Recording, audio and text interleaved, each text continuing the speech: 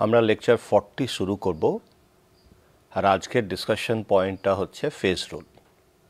তো আজকের টপিকটা হলো ফেজ রুল, যেটা আমাদের এরকম করে বলা হয় f = c - p + 2।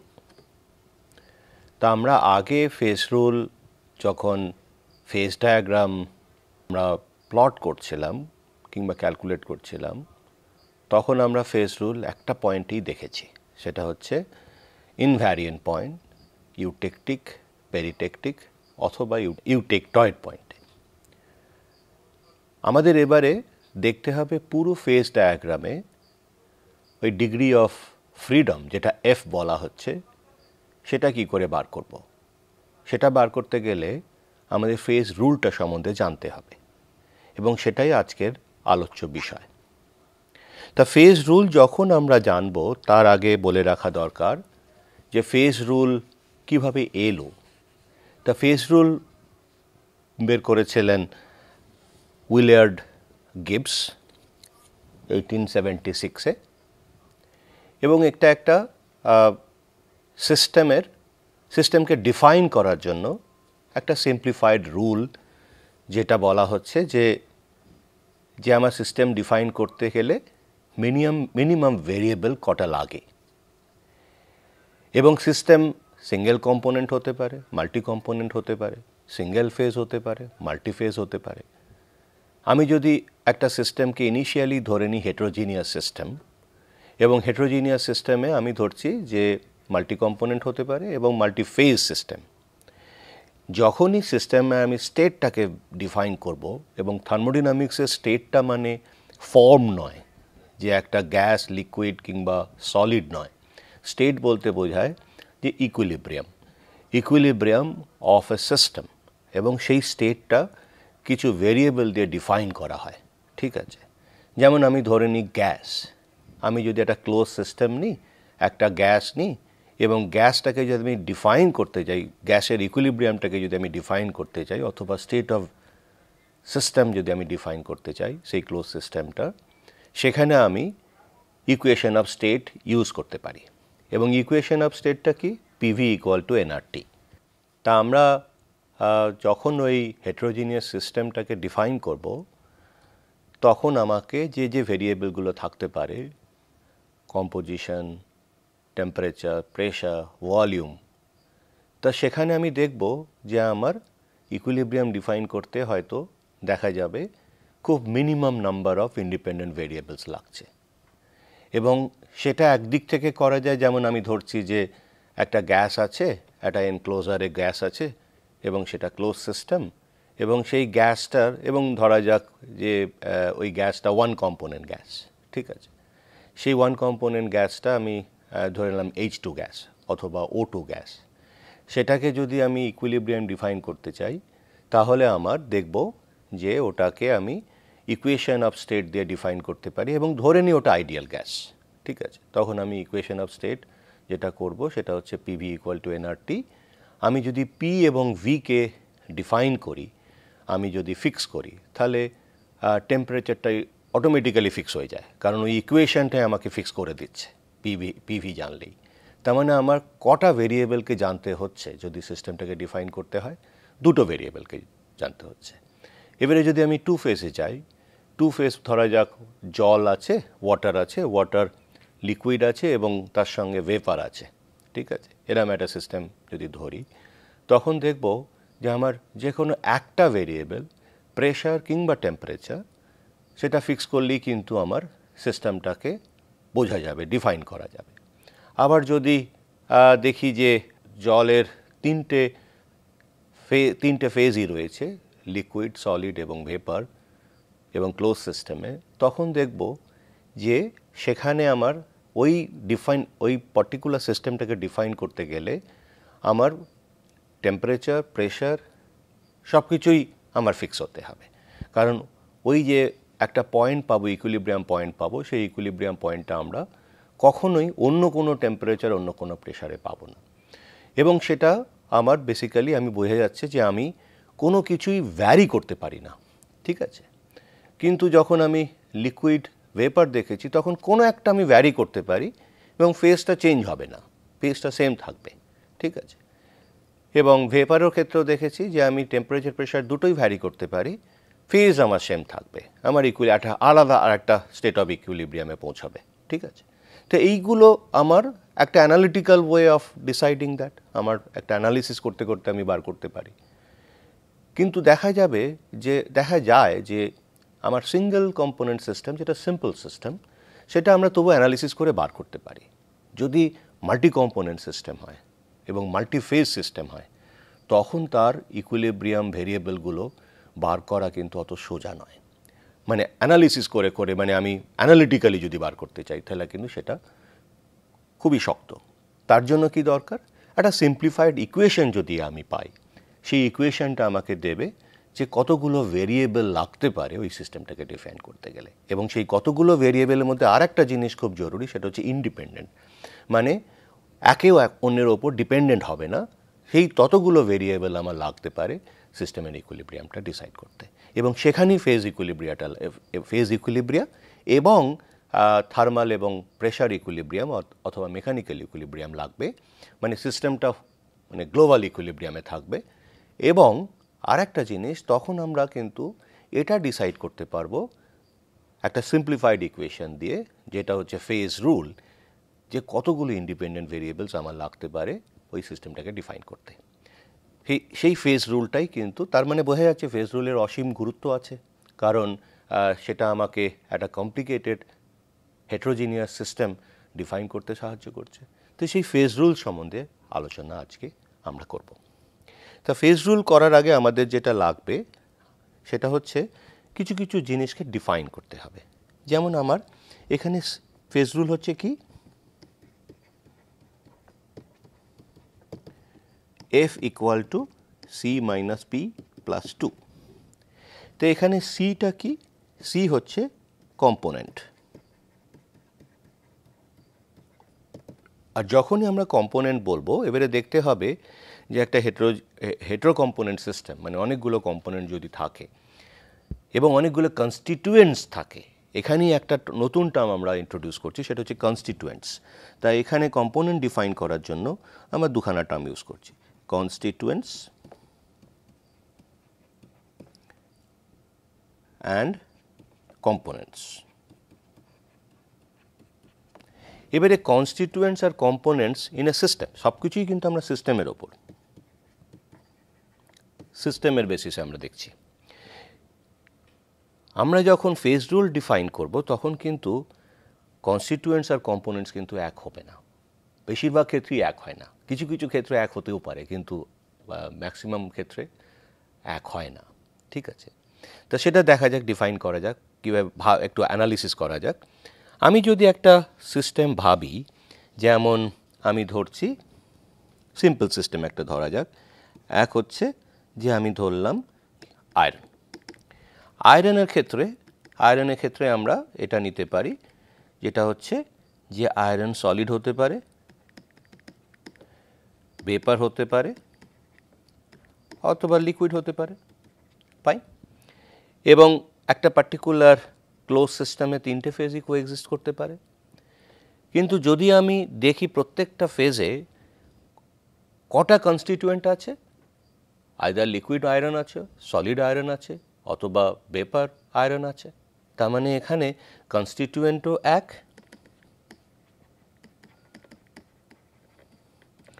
Constituent one.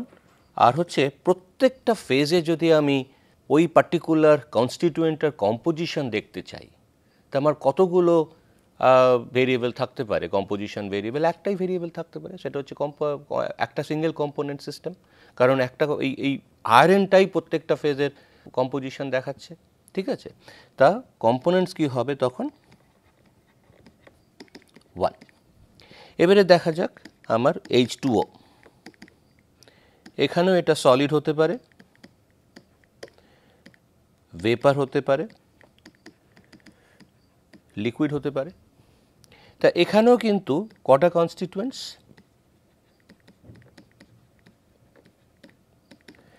এটা তো H2O তো কম্পাউন্ড, এবং H2 এর মধ্যে হাইড্রোজেন এবং অক্সিজেন আলাদা করে কোনো প্রপার্টি পাওয়া যায় না। H2 হচ্ছে একটা সিঙ্গেল কম্পাউন্ড এবং সেটার মধ্যে ইন্ডিভিজুয়াল যে এলিমেন্টগুলো দিয়ে তৈরি হয়েছে সেগুলো কিন্তু একটা ফিক্সড প্রপোর্শনে রয়েছে, তাই তো? এইচ হচ্ছে 2 আর অক্সিজেন হচ্ছে 1 অ্যাটম দিয়েই আমরা H2O বানিয়েছি।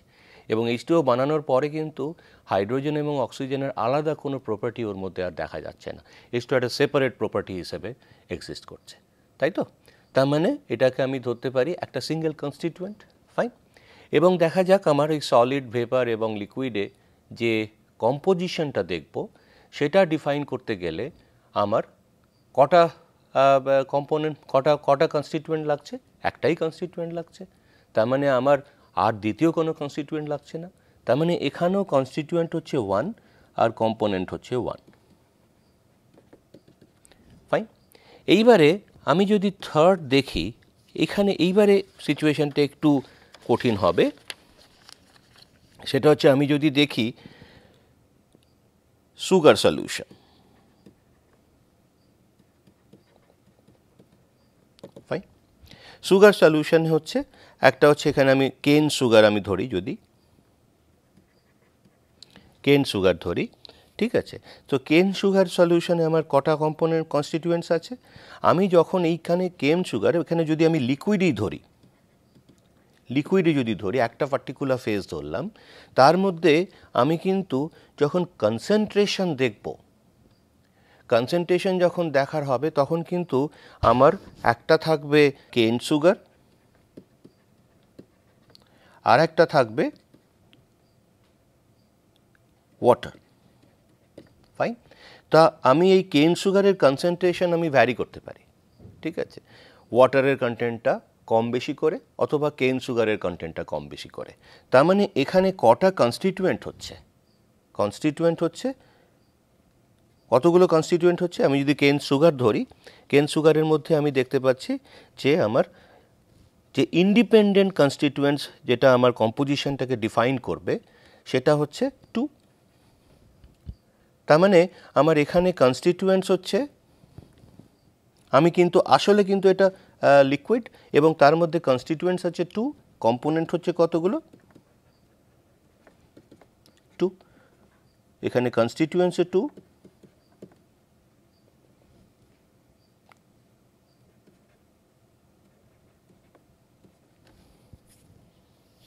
কনস্টিটিউয়েন্টও 2 আছে, কম্পোনেন্টও 2 হচ্ছে।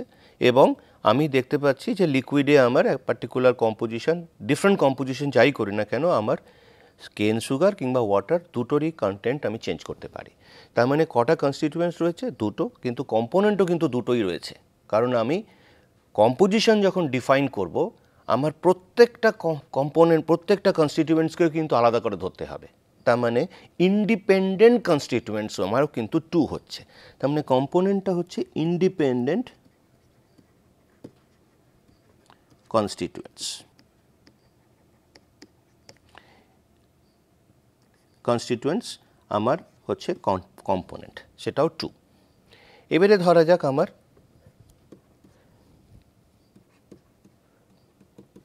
Ferric chloride. ফেরিক ক্লোরাইডের ডিফারেন্ট হাইড্রেটেড ফর্ম পাওয়া যায়। সেই কী কী হাইড্রেটেড ফর্ম হতে পারে? Fe2Cl6, 12H2O,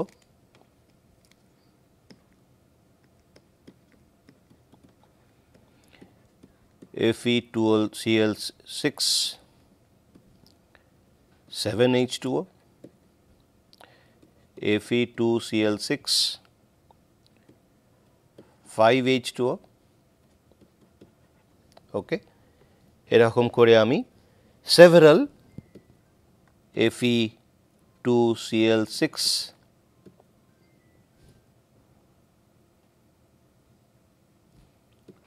4H2O এই ফেরিক ক্লোরাইডের ডিফারেন্ট হাইড্রেটেড ফর্ম আমরা করতে পারি এবং প্রত্যেকটাই কিন্তু আলাদা আলাদা কনস্টিটিউয়েন্টস।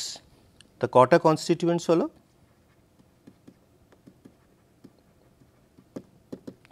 4।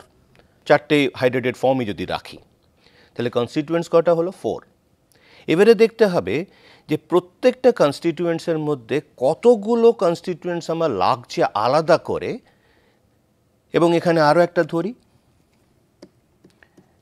FeCl3 এবং H2O প্লাস H2O এরকম ধরি।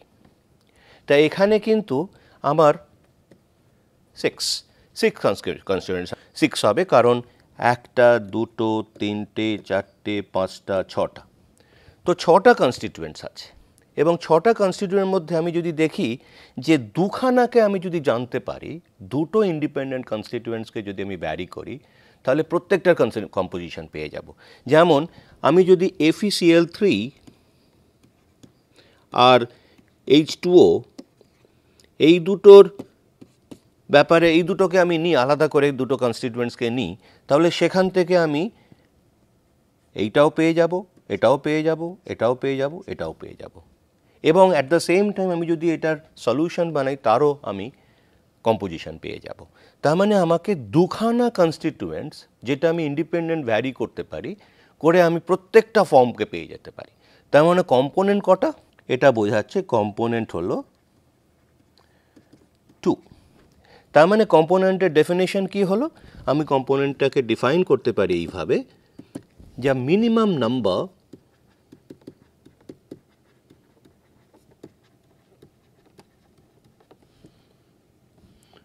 of constituents which can be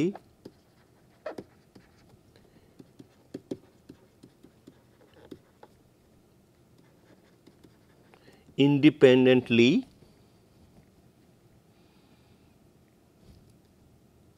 varied to get the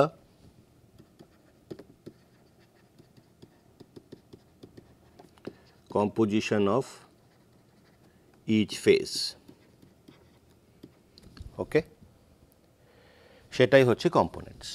তো এইবারে এখানে যদি দেখি, আমি লাস্ট এক্সাম্পলটা সেটা প্রথমে দেখা যাক। এটা একটা ফেজ হলো ফেজ 1, এটা একটা হলো ফেজ 2, এটা হলো একটা ফেজ 3, ফেজ 4, আর এই সলিউশনটা হচ্ছে একটা ফেজ 5, তাই তো? তাই সলিউশনের মধ্যে এবং প্রত্যেকটা সলিউশনের মধ্যে, প্রত্যেকটা ফেজের মধ্যে আমি দেখতে পাচ্ছি দুটো কনস্টিটিউয়েন্টসকে যদি আমি ভ্যারি করি, তাহলে প্রত্যেকটা ফেজের কম্পোজিশন আমি জানতে পারি। তার মানে কম্পোনেন্ট কটা হলো? 2। তার মানে দুটো ইন্ডিপেন্ডেন্ট কনস্টিটিউয়েন্টস। এবারে সুগার কেনে দেখা যাক কটা ফেজ। লিকুইড ফেজটা হচ্ছে একটাই ফেজ, সিঙ্গেল ফেজ। ওকে, ফেজ হচ্ছে একটা। এবারে কী কী কনস্টিটিউয়েন্টস আছে? সুগার কেন আছে, ওয়াটার আছে। এই লিকুইডের মধ্যেই কম্পোজিশন আমি চেঞ্জ করতে পারি। তাহলে আমার কী কী কম্পোজিশন চেঞ্জ করতে হবে? সুগার কেন এবং ওয়াটার দুটোর কম্পোজিশনই চেঞ্জ করতে হবে। ঠিক আছে, তাহলে আমার কম্পোনেন্ট কটা হলো? 2। এখানে কনস্টিটিউয়েন্টস কটা? 2। ওয়াটারের ক্ষেত্রেও সলিড, ভেপার এবং লিকুইড প্রত্যেকটার কম্পোজিশন আমি একটা কম্পোনেন্ট দিয়ে করতে পারছি, H2O, এবং কটা কনস্টিটিউয়েন্টস আছে? একটাই। সিমিলারলি আয়রন যদি দেখি, সেখানেও সলিড, ভেপার, লিকুইড প্রত্যেকটা ফেজের আমি কম্পোজিশন একটা কনস্টিটিউয়েন্ট দিয়ে করতে পারি। তার মানে কম্পোনেন্টও 1 হলো। এইভাবে আমরা কম্পোনেন্টকে ডিফাইন করছি। এবারে ফেজকে ডিফাইন করা যাক।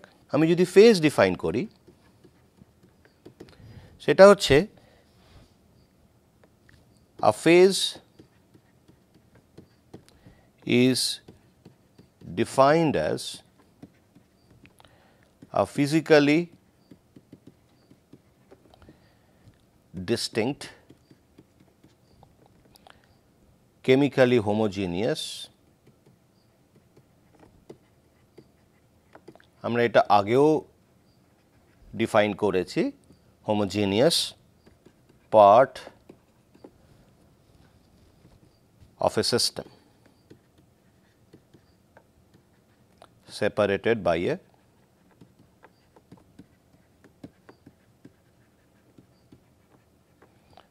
a boundary.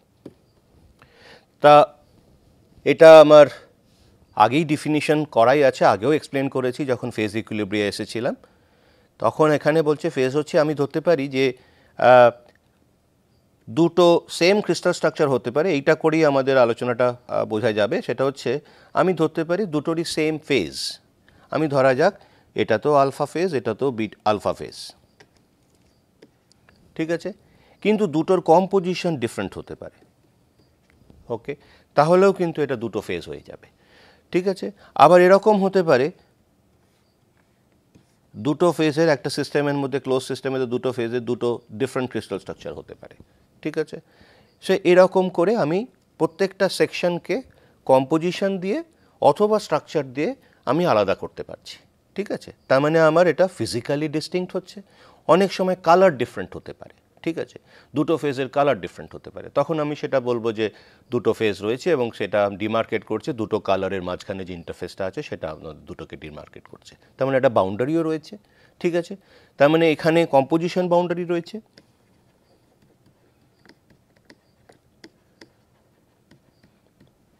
এখানে রয়েছে কম্পোজিশন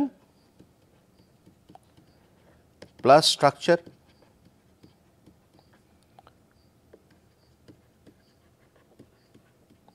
স্ট্রাকচার বাউন্ডারি। আবার অনেক সময় কালার বাউন্ডারি হতে পারে, দুটো ফেজ আছে, এটার কালার হচ্ছে দেখা যাক, এটা ধরা যাক ব্লু আর এটা ধরা যাক ব্ল্যাক, তা দুটো কালারকে আমি আলাদা করে ইন্টারফেস দিয়ে বুঝতে পারছি, দুটো আলাদা ফেজ হয়ে গেল, ঠিক আছে। এরকম করে আমি ফিজিক্যালি ডিস্টিং করতে পারছি। আর এবং প্রত্যেকটা ফেজে যদি আমি এটার কম্পোজিশন দেখি, যে কোনো পয়েন্টে যদি কম্পোজিশন দেখি, আমি দেখব কম্পোজিশন সব জায়গাতেই মোটামুটি, তার মানে ওটাকে হোমোজিনিয়াস ফেজ ধরছি। এখানেও তাই, প্রত্যেক আলফা ফেজে প্রত্যেকটা পয়েন্টে আমার কম্পোজিশন সেম, হোমোজিনিয়াস ফেজ। এখানেও ব্লু এর প্রত্যেকটা পয়েন্টে আমার কালারটা same intensity, same pixel blue colour, এবং ব্ল্যাক জন্যও আমার প্রত্যেকটা জায়গায় সেম কালার রয়েছে, তার মানে এটা আমার হোমোজিনিয়াস হয়ে গেল। তার মানে আমার প্রত্যেকটা ফেজকে আমি আলাদা করতে পারছি ফিজিক্যালি, এবং কেমিক্যালি হোমোজিনিয়াস হচ্ছে অ্যাট দ্য সেম টাইম, সেগুলোতে একটা সেপারেশন রয়েছে যাতে, যেটা ফিজিক্যালি আমি কিংবা কেমিক্যালি আমি ডিস্টিং করতে পারি, ঠিক আছে। ওকে, তো এটা হচ্ছে ফেজ। তা আমরা ফেজটা বুঝলাম, এবারে আমাদের বোঝা যাক ডিগ্রিজ অফ ফ্রিডম।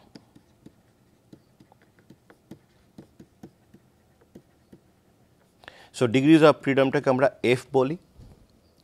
তা আমরা আগে থেকেই আলোচনা যখন শুরু করেছি ফেজ রোলে, তখন আমরা বলেছিলাম যে আমাদের মেন উদ্দেশ্য হচ্ছে সিস্টেম ডিফাইন করা। আর সিস্টেম ডিফাইন করতে গেলে আমাদের কি লাগে?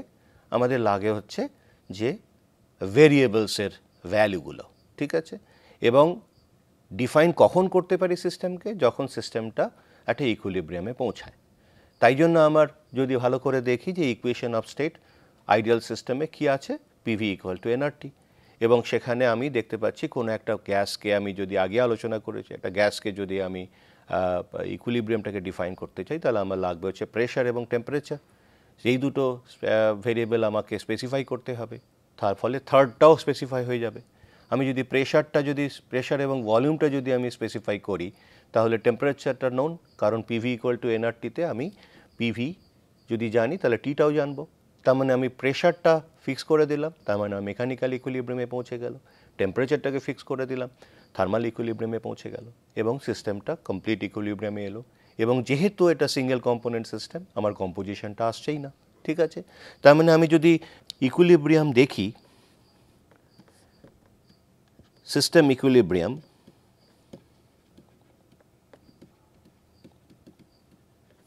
অথবা state of the system, or rather আমি বলতে পারি thermodynamic state of the system,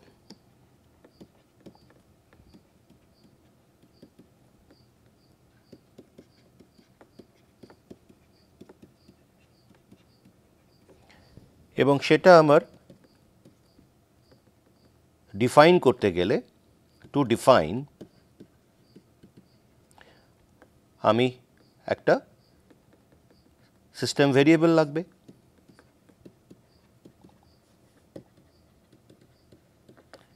system variables লাগবে। আমি যদি ওয়ান কম্পোনেন্ট গ্যাস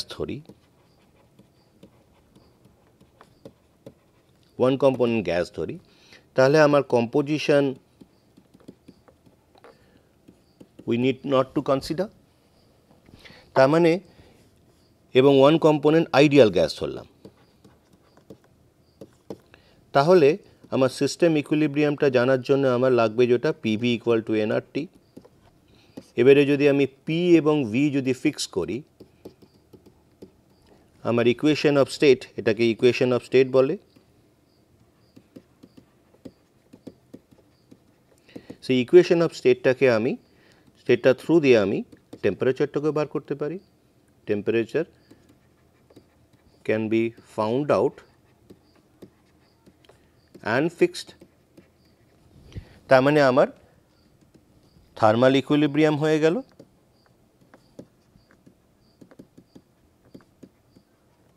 আবার মেকানিক্যাল ইকুইলিব্রিয়াম হয়ে গেল।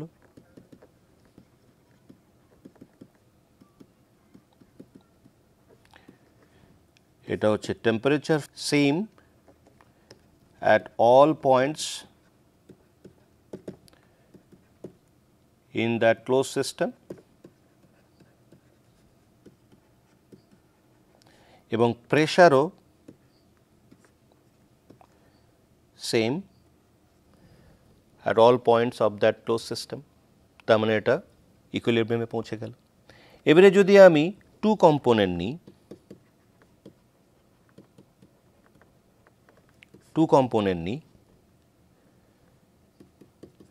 এবং টু কম্পোনেন্ট এবং মাল্টিফেজ নিই এবং মাল্টিফেজ, তার মানে এটা হেটেরোজিনিয়াস সিস্টেম।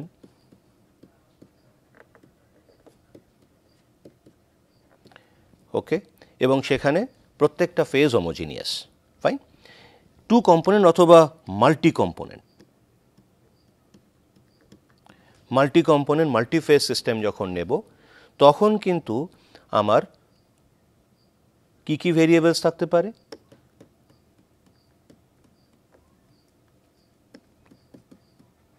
টেম্পারেচার, কম্পোজিশন, এইসব ভেরিয়েবলগুলো থাকতে পারে, অথবা ভলিউম, এইসব ভেরিয়েবলগুলো থাকতে পারে। ফাইন। এবং এটা জেনে রাখা দরকার সবসময় আমরা ক্লোজ সিস্টেম নিচ্ছি। ওকে, আমরা নিচ্ছি যেটা হচ্ছে close system.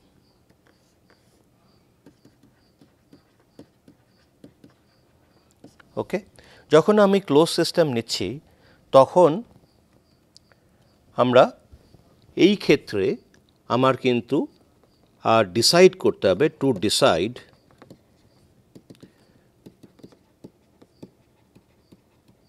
how many variables are needed to define the system।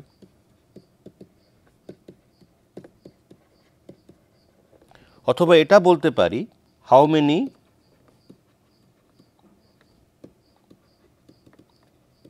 variables needed to be specified or need to be specified to define the system।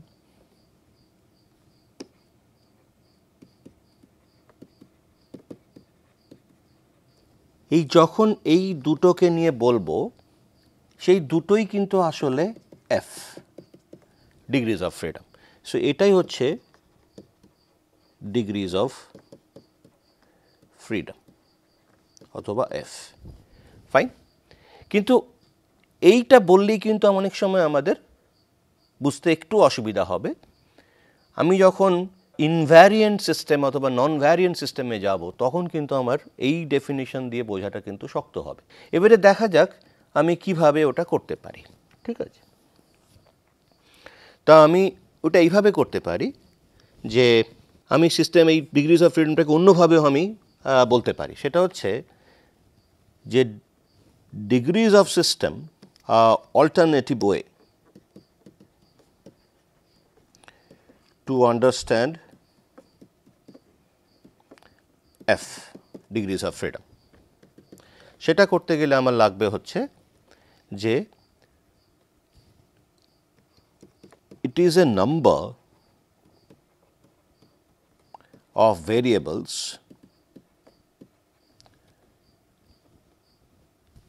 অথবা factors,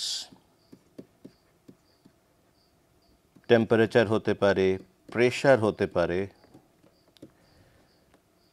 কনসেন্ট্রেশন হতে পারে, এটসেট্রা, এবং যেগুলো which can be independently varied without altering the number of phases.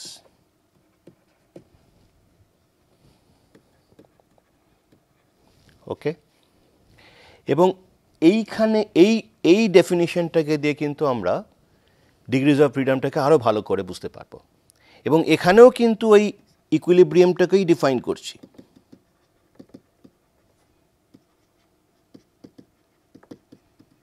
কিন্তু এখানে আর একটা জিনিস বলা আছে, সেটা খুবই গুরুত্বপূর্ণ, সেটা হচ্ছে এই নাম্বার অফ, এইটা সবসময় যেন মাথা থাকে, without altering the number of phases.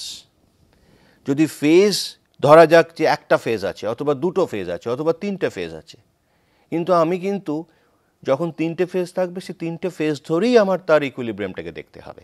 আমি যদি দেখি যে কোনো একটা ভেরিয়েবলকে চেঞ্জ করলাম, ফেজ নাম্বারটা 2 হয়ে গেল, অথবা 2 হয়ে গেল, অথবা 1 হয়ে গেল, তখন কিন্তু সেটা কিন্তু ওই সেটা ডিগ্রিজ অফ ফ্রিডমও কিন্তু চেঞ্জ হয়ে যাবে।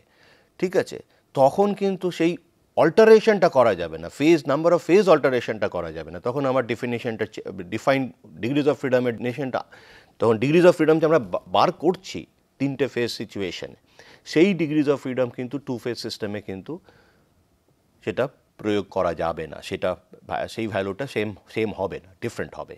তা আমরা যখন ডিফাইন করব, ফেজটা কিন্তু অল্টার করলে চলবে না, নাম্বার অফ ফেজটাকে সেম থাকবে, ফেজের কম্পোজিশন চেঞ্জ হতে পারে কিন্তু আমার ফেজটা কিন্তু সেম থাকতে হবে। ঠিক আছে, সেই ক্ষেত্রে আমার কিন্তু ডিগ্রিজ অফ ফ্রিডমটা আসবে, ইকুইলিব্রিয়ামটা ডিসাইড করতে হবে। এইটা কিন্তু খুব জরুরি। এটা কিছু এক্সাম্পল দেওয়া যাক, এক্সাম্পল দিলেই বোঝা যাবে। আমি যেমন যদি ধরি, আমি একটা সিস্টেম দিলাম, এক্সাম্পল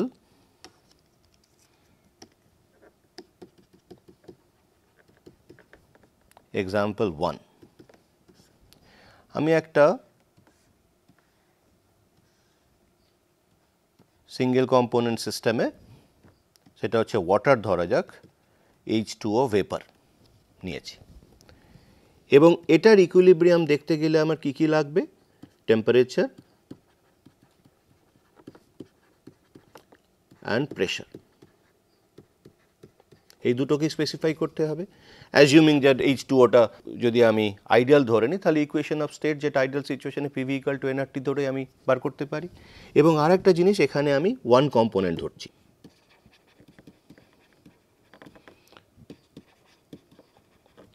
ওয়ান কম্পোনেন্ট সিস্টেমের ক্ষেত্রেই আমরা প্রত্যেকটা হবে। এটা হচ্ছে ক্লোজ সিস্টেম, আর একটা হচ্ছে একটা this is one, second condition হচ্ছে ক্লোজ সিস্টেম, ক্লোজ সিস্টেম। ওকে, এবং সেখানে আমার এক্সাম্পল 1-এ আমার টেম্পারেচার এবং প্রেশার দুটো ভেরিয়েবল লাগছে টু ডিফাইন দ্য সিস্টেম, এবং আমি যদি টেম্পারেচার চেঞ্জ করি তাহলে প্রেশারও চেঞ্জ করতে হবে ইকুইলিব্রিয়ামে আসার জন্য, আর যদি প্রেশার চেঞ্জ করি টেম্পারেচার আমার চেঞ্জ করতে হবে। কোনো একটাকে চেঞ্জ করে আমার সেম ইকুইলিব্রিয়াম স্টেটে আমি থাকতে পারবো না। ঠিক আছে, আমার দুটোই লাগবে যখন এটা ভেপারে আছে। এবারে দেখা যাক এক্সাম্পল 2। এক্সাম্পল 2 এর ক্ষেত্রে আমি যদি এরকম একটা সিস্টেম নিই, সেখানে ক্লোজ সিস্টেম, এটাকে ওয়াটার আছে, লিকুইড আছে, আর H2O ভেপার আছে, তার মানে এটা two phase system, single component two phase system, two phase. এইখানে আমার যদি সিস্টেমের ইকুইলিব্রিয়ামটাকে ডিফাইন করতে হয়, তখন আমি দেখব যে প্রেশার অর টেম্পারেচার যে কোনো একটাকে আমি যদি ফিক্স করি, অন্যটাও ফিক্স হতেই হবে, তবেই আমার টু ফেজ সিস্টেমটা থাকবে আর কি। ঠিক আছে, তার মানে আমার এটার ইকুইলিব্রিয়াম করতে গেলে আমার কটা ইন্ডিপেন্ডেন্ট ভেরিয়েবল লাগছে, 1। এখানে how many independent variables, one component system, when the phase is 1, in the single phase, one component,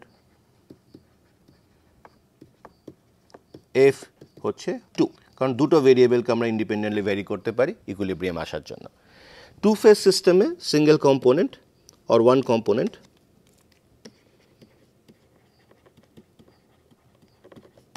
সেখানে কতগুলো ভেরিয়েবল লাগছে, এফ হচ্ছে 1, যে কোনো একটাকে আমি চেঞ্জ করতে পারি, তাহলে অন্যটা কিন্তু ফিক্স হতেই হবে, তা না হলে আমার এই টু ফেজ ইকুইলিব্রিয়ামটা থাকবে না। এখানে যদি আমার এরকম হয় যে আমি এমন একটা টেম্পারেচার প্রেশার নিলাম, অথবা আমি টেম্পারেচারটাকে ফিক্স রেখে প্রেশারটা চেঞ্জ করছি, তখন কিন্তু যদি সবই লিকুইড হয়ে যায় তখন কিন্তু সেটা টু ফেজ ইকুইলিব্রিয়াম আর থাকছে না, তখন কিন্তু আমার ডিগ্রিজ অফ ফ্রিডমটাও চেঞ্জ হয়ে যাবে। ঠিক আছে, কাজেই আমার ডিসাইড করতে হবে যখন দুটো ফেজ কোএক্সিস্ট করছে, তার মানে এটা আরেকটা কথা হচ্ছে two phase same phases must coexist, and যখন কোএক্সিস্ট করবে আন্ডার ইকুইলিব্রিয়াম। এটা কি করে এফ ইকুয়াল টু 1 হচ্ছে সেটা আমরা পরে ওয়াটারের ফেজ ডায়াগ্রাম থেকে দেখব। এক্সাম্পল 3 হতে পারে এরকম, আমি একটা ক্লোজ সিস্টেম নিলাম যেখানে আমি ওয়াটার লিকুইড নিয়েছি, এখানে ধরা যাক এটা হচ্ছে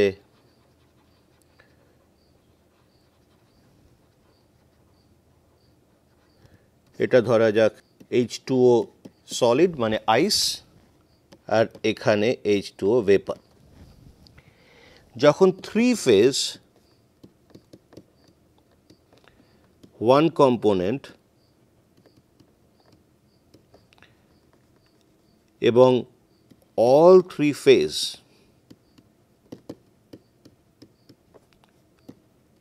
will coexist, okay, that case আমি প্রেশার এবং টেম্পারেচার দুটোই ফিক্স করতে হবে, তবেই আমি ইকুইলিব্রিয়াম পাবো। তার মানে আমার ডিগ্রিজ অফ ফ্রিডম কিছু আছে কি যেটা আমি ভ্যারি করতে পারি?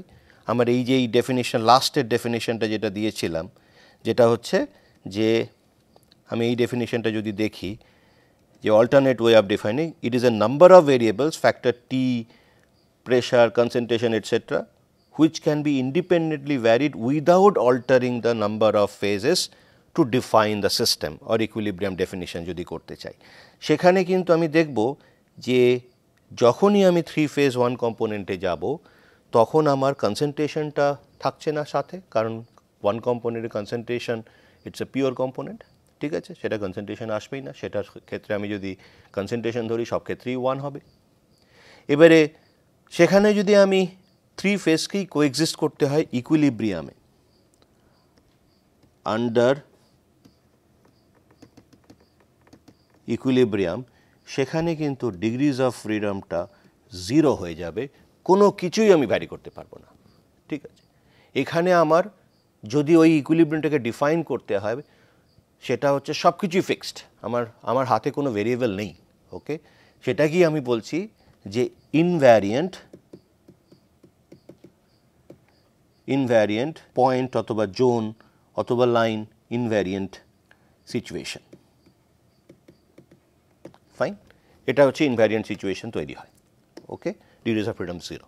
তার মানে আমার প্রথম হচ্ছে ডেফিনেটলি এফটা আমাকে ডিসাইড করবে, এফ ভ্যালুটা যদি আমি ক্যালকুলেট করতে পারি তাহলে আমি দেখতে পাবো যে ওই নাম্বার অফ ভেরিয়েবলসটা আমার অল্টার করতে পারি without altering the number of phases, এবং সিস্টেমটাকে ডিফাইন করতে পারি।